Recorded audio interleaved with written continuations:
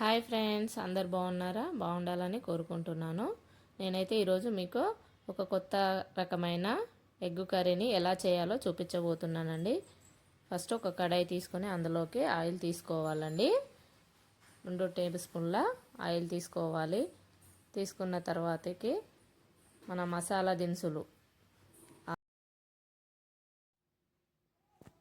దినుసులు బగారాకు, సహజీరా, చెక్క, లవంగాలు ఒక 4 లవంగాలు, ఇలాచి ఒక 3 తీసుకున్నాను. ఇలా వేసుకోవాలండి. తర్వాత ఉల్లిపాయ ముక్కలు వేసుకోవాలి. 1 కప్పు వేసుకున్నానండి నేను. ఇలా వేసుకొని అంతా కలిసేలాగా కలుపుకోవాలి.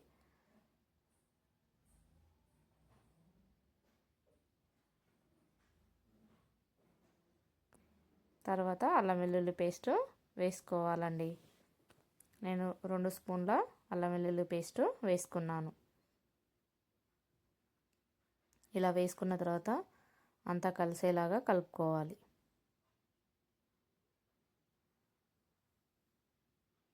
మాడిపోకుండా అల్లం వెల్లుల్లి పేస్ట్ వేసిన తర్వాత కొంచెం అడుగంటుతుందండి. అలా అంటకుండా కలుపుకోవాలి. కలుపుకున్న తర్వాత 1 స్పూను పసుపు వేసుకోవాలండి.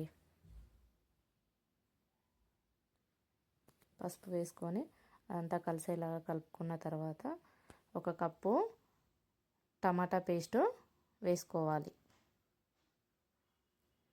ఇలా వేసుకొని కలుపుకోవాలి.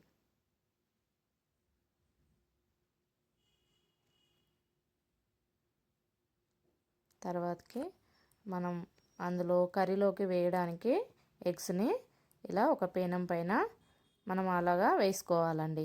కర్రీలో కాకుండా ఒక్కొక్కటి ఇలా పెనం పైన మనం వేసుకొని పక్కకు పెట్టేసుకోవాలి. నేను ఒక 4 ఎగ్స్ అయితే వేసుకున్నానండి. ఇలా ఆమ్లెట్ లాగా వేసుకొని దానిపైన కొంచెం కారం, కొంచెం ఉప్పు వేసుకొని పక్కకు పెట్టుకున్నాను. ఒక 4 ఎగ్స్ వేసుకున్నాను నేను. మీకు కర్రీ ఎంత వేసుకుంటారో అంత కర్రీకి సరిపడా మీరు ఎగ్స్ వేసుకోవచ్చు అండి. నేనైతే 4 ఎగ్స్ వేసుకున్నాను. ఇలా వేసుకొని పక్కకు పెట్టేశాను. ఇలా అటు ఇటు కాల్చుకోవాలండి. 2 వైపులా ఎగ్గుని కాల్చుకోవాలి. ఇలా కాల్చుకున్న తర్వాత పక్కకు పెట్టేసుకోవాలి. తర్వాత కర్రీలోకి కారం వేసుకున్నానండి. తగినంత కారం వేసుకోవాలి. తర్వాత ఉప్పు వేసుకున్నాను.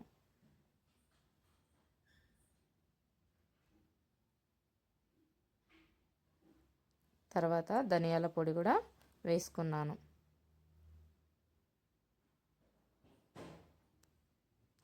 ఒక స్పూను ధనియాల పొడి, 1/2 స్పూను గరం మసాలా పొడి వేసుకొని అంతా కలుపుకోవాలండి.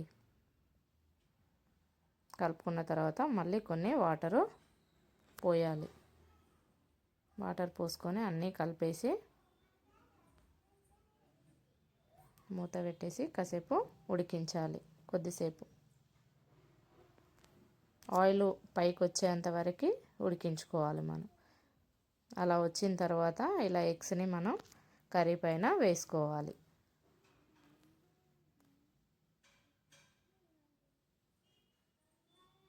ఎంత బాగుందో చూడండి. చాలా టేస్టీగా కూడా ఉందండి. మీరు కూడా ఒకసారి ట్రై చేయండి. ఎలా ఉందో కామెంట్ చేయండి. మన ఛానల్ ఎవరైనా కొత్త వాళ్ళు చూసేవారు ఉంటే ప్లీజ్ సబ్స్క్రైబ్. తర్వాతకి 4 పచ్చిమిర్చి వేసుకోవాలండి. తర్వాత కొంచెం కొత్తిమీర. కర్రీ కంప్లీట్ అయిపోయిందండి. అంతే, 10 నిమిషాల్లో కర్రీ రెడీ చేసుకోవచ్చండి. మనం 10 నిమిషాల్లో కర్రీ రెడీ అయిపోతుంది. ఎక్కువ టైం కూడా పట్టదు ఈ కర్రీకి. ఇలా మీరు రెడీ చేసుకొని ఎలా ఉందో కామెంట్ చేయండి ఫ్రెండ్స్. ఓకేనా?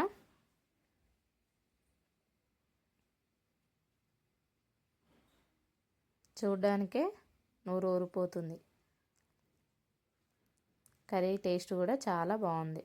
నేను కూడా టేస్ట్ చేశానండి.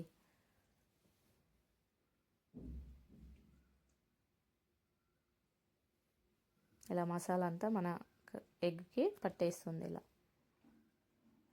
కర్రీ అయితే రెడీ అయిపోయింది. రెడీ అయిపోయిన తర్వాత నేను కర్రీని టేస్ట్ చేశానండి. చాలా చాలా బాగుంది.